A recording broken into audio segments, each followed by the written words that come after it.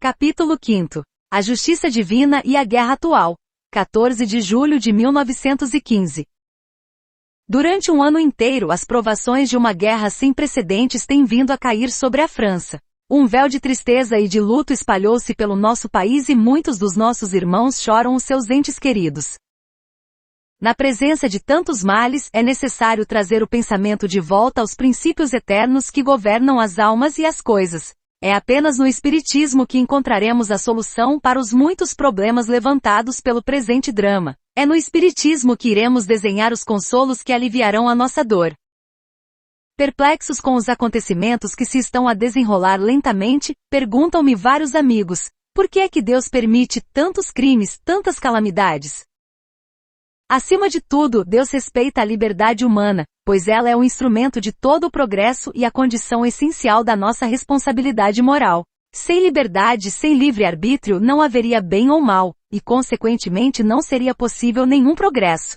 É o princípio da liberdade que é simultaneamente o teste e a grandeza do homem, pois dá-lhe o poder de escolher e de agir. É a fonte do esplendor moral para aquele que está determinado a erguer-se. Não vemos na guerra atual alguns abaixarem-se abaixo do nível do bruto, e outros, pela sua devoção e sacrifício, alcançarem o sublime.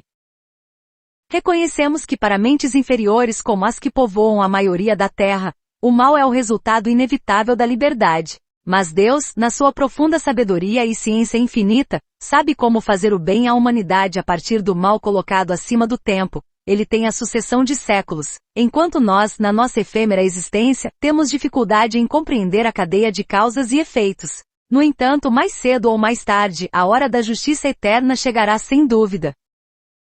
Por vezes acontece que as pessoas, esquecendo as leis divinas e o propósito da vida, escorregam pela encosta do sensualismo e afundam-se na matéria. Então tudo que fez a beleza da alma é velado, desaparece para dar lugar ao egoísmo, corrupção, desarranjo em todas as suas formas. Isto é o que tem vindo a acontecer à nossa volta há muito tempo. A maioria dos nossos contemporâneos não tinha outro ideal a não ser riqueza e prazer. O alcoolismo e o deboche tinham secado as fontes da vida. Havia apenas um remédio para tanto excesso: o sofrimento. Mas paixões, como sabemos, libertam fluidos que se acumulam pouco a pouco e acabam por se resolver em tempestades. Daí a guerra atual. No entanto, não faltaram avisos, mas os homens permaneceram surdos às vozes do céu. Deus permitiu que isto acontecesse, porque Ele sabe que a dor é o único meio eficaz de trazer os homens de volta a pontos de vista mais saudáveis, a sentimentos mais generosos. No entanto, Ele foi capaz de pôr fim à fúria do inimigo. Apesar da sua habilidade na organização e da sua meticulosa preparação, a Alemanha foi impedida na execução dos seus planos. A sua crueldade feroz, a sua ambição desmedida, elevou os poderes celestiais contra ela. Após a lenta desintegração do antimilitarismo, a vitória no Marne e o entusiasmo das nossas tropas só podem ser explicados pela intervenção de forças invisíveis. Estas forças ainda estão a trabalhar, e é por isso que, apesar do prognóstico sombrio da hora presente, mantemos total confiança no futuro. Materialmente Deus poderia impedir a guerra, moralmente Ele não poderia, já que uma das suas leis supremas exige que todos nós, indivíduos e comunidades, soframos as consequências das nossas ações. As nações empenhadas na luta atual são culpadas, em graus variados. A Alemanha pelo seu orgulho sem sentido, pelo seu culto à força bruta, pelo seu desprezo pela lei, pelas suas mentiras e pelos seus crimes, despertou contra ela as forças da vingança. O orgulho desordenado exige sempre a derrocada e a ruína. Este foi o destino de Napoleão, será o de Guilherme II. As responsabilidades destes últimos são terríveis, pois a sua ação não só provocou hecatombes sem precedentes na história, poderia também fazer com que a Europa perdesse o cetro da civilização. Foi capaz de enganar a opinião pública durante muito tempo, não enganará a justiça para sempre. Quanto à França, como já dissemos, a sua leviandade, a sua improvidência, o seu amor desenfreado pelo prazer, não podiam deixar de trazer as suas duras provações. Note-se que foi no rescaldo de um julgamento em que a podridão do país estava em plena exposição que a guerra eclodiu. O pior de nós não foram os nossos defeitos, mas sim aquele estado de consciência que já não distingue o bem do mal, que é a pior condição moral. Os laços da família tinham sido soltos, ao ponto de a criança ser considerada um fardo. Além disso, o despovoamento, resultado dos nossos vícios, encontrou-nos enfraquecidos, diminuídos, enfrentando um adversário formidável. Mas a alma francesa retém imensos recursos. A partir deste banho de sangue e lágrimas pode emergir retemperado ou recriado. Antes da justiça divina, não são apenas estas duas nações que estão sobrecarregadas com pesadas dívidas. Entre os males que mencionamos, há alguns que se estendem a toda a Europa. Por todo lado encontramos homens como aqueles que nos rodeiam, cuja consciência está morta e que fizeram do bem-estar o único objetivo da sua existência, como certos políticos e estadistas que em tempos afirmaram presidir ao destino do nosso país. A fim de reagir contra estas doenças da consciência e este baixo materialismo, Deus permitiu que as calamidades assumissem um caráter geral. Se tivessem sido apenas parciais, alguns teriam ficado indiferentes ao sofrimento de outros. Para sacudir as almas da sua letargia moral, do seu profundo enredamento na matéria, foi necessário ter aquele relâmpago que sacode a sociedade para as suas fundações. Será que esta terrível lição será suficiente para nós?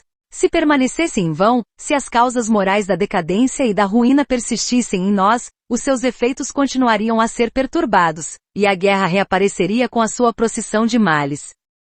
É necessário, portanto, que após a turbulência, a vida nacional recomece com uma nova base moral, e que a alma humana aprenda a desligar-se dos bens materiais, para compreender o seu nada. Caso contrário, todos os sofrimentos sofridos terão sido estéreis e a nossa bela juventude, ceifada sem lucro para a França. Será alguma vez possível abolir e extinguir os ódios que separam os povos?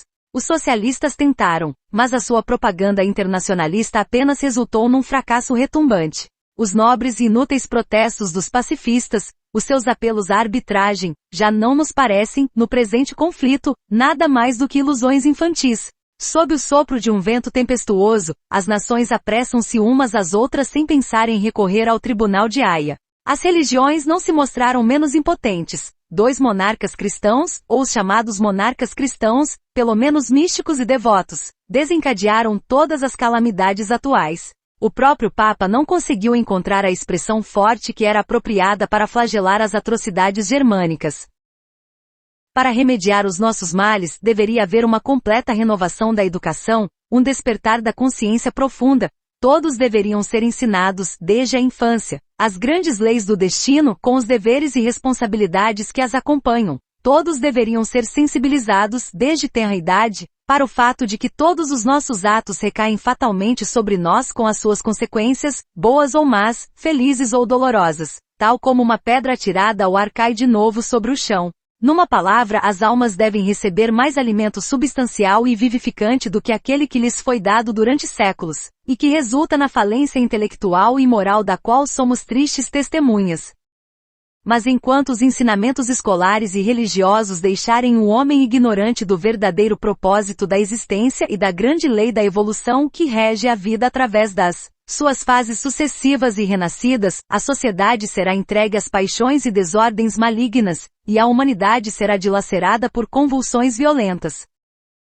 É tempo de o homem aprender a conhecer-se a si próprio e a governar as forças que o rodeiam. Se ele soubesse que todos os seus pensamentos, todos os seus movimentos hostis, egoístas ou invejosos, contribuem para o aumento dos poderes malignos que pairam sobre nós, alimentam guerras e precipitam catástrofes, ele seria mais cuidadoso na sua conduta e muitos males seriam mitigados. Só o Espiritismo poderia dar este ensino. Infelizmente, a sua falta de organização retira-lhe a maior parte dos seus recursos. O que resta é a iniciativa individual. Pode fazer muito no campo limitado da sua ação. Todos os espíritas têm o dever de espalhar à sua volta a luz das verdades eternas e o bálsamo dos consolos celestes, tão necessário na hora do julgamento que estamos a atravessar. No meio da agitação, a voz das potências invisíveis ergue-se para dirigir um apelo supremo à França, à humanidade. Se este apelo não for ouvido, se não provocar o despertar das consciências, se a nossa sociedade persistir nos seus vícios, no seu ceticismo, na sua corrupção, a era dolorosa será prolongada ou renovada.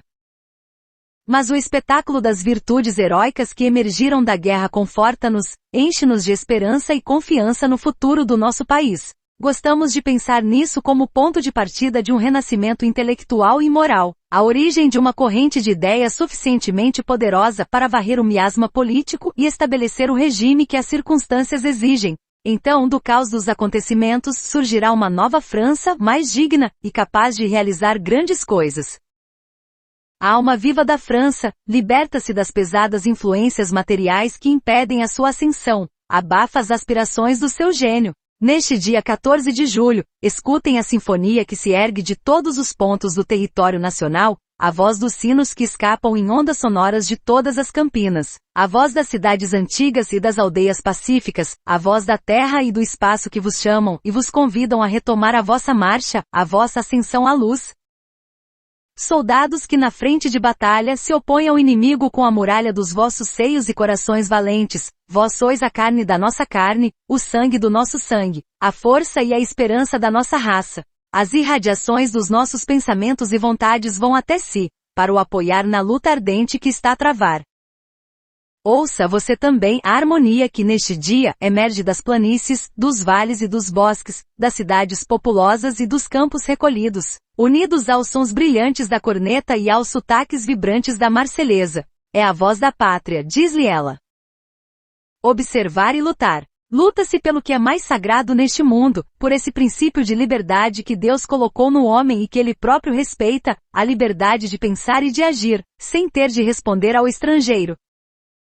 Lutais pela preservação do patrimônio que os séculos nos legaram, pela casa onde nascestes, pelo cemitério onde dormem os vossos antepassados, pelos campos que vos alimentaram, por todos os tesouros de arte e beleza que o lento trabalho de gerações acumulou nas nossas bibliotecas, nos nossos museus, nas nossas catedrais. Luta-se para preservar a nossa língua, aquela doce linguagem que o mundo inteiro considera ser a expressão mais clara do pensamento humano. Defende a casa da família onde gosta de descansar a mente e o coração, os berços dos seus filhos e os túmulos dos seus pais. Soldados, vocês cresceram no lado da terra. Pela vossa firmeza no julgamento, pelo vosso heroísmo na batalha, elevaram o prestígio da França aos olhos do mundo, tornaram mais brilhante a auréola de glória que lhe adorna a fronte. Agora deves crescer para o céu, deves elevar os teus pensamentos para Deus, a fonte de toda a força e de toda a vida.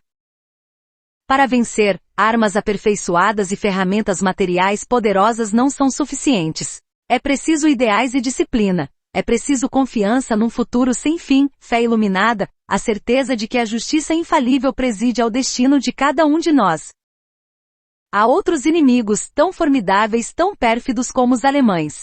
Estas são as teorias maléficas que se infiltram nas mentes e nos corações, para semear o desânimo e o desespero. Esteja atento contra aqueles que lhe dizem que a morte é o fim de tudo, que todo ser perece, que os esforços, as lutas, os sofrimentos da humanidade não têm outra sanção senão o nada. Aprender a rezar antes da batalha, a pedir ajuda de cima, ao abrir-lhes as vossas almas, torná-las a mais intensas, mais poderosas. Cuidado com aqueles que vos dizem, não há fronteiras, a pátria é apenas uma palavra, todos os povos são irmãos. Reims, Soissons, Arras e tantas outras cidades podem responder de forma eloquente a estas teorias. Não foi com isto que os nossos pais construíram a França ao longo dos séculos, que a tornaram grande, forte e respeitada. Cada povo tem o seu próprio gênio e para o manifestar é necessária a independência. É desta diversidade, destes mesmos contrastes, que nasce a emulação, que emerge o progresso e a harmonia. Soldados, ouçam a sinfonia que se ergue das planícies, dos vales e dos bosques, misturada com os rumores das cidades, as canções patrióticas e as fanfarras bélicas. Das florestas da Argônia aos desfiladeiros dos Pirineus, das margens floridas da Costa Azul aos pomares de Touraine e as falésias da Normandia, dos promontórios marinhos da Bretanha aos majestosos Alpes, a grande voz da França canta o seu hino eterno. Mais alto ainda se eleva a sua oração, a oração dos vivos e dos mortos, a oração de um povo que não deseja perecer e que, na sua aflição, se volta para Deus, pedindo ajuda a fim de salvar a sua independência e preservar intacta a sua glória e grandeza.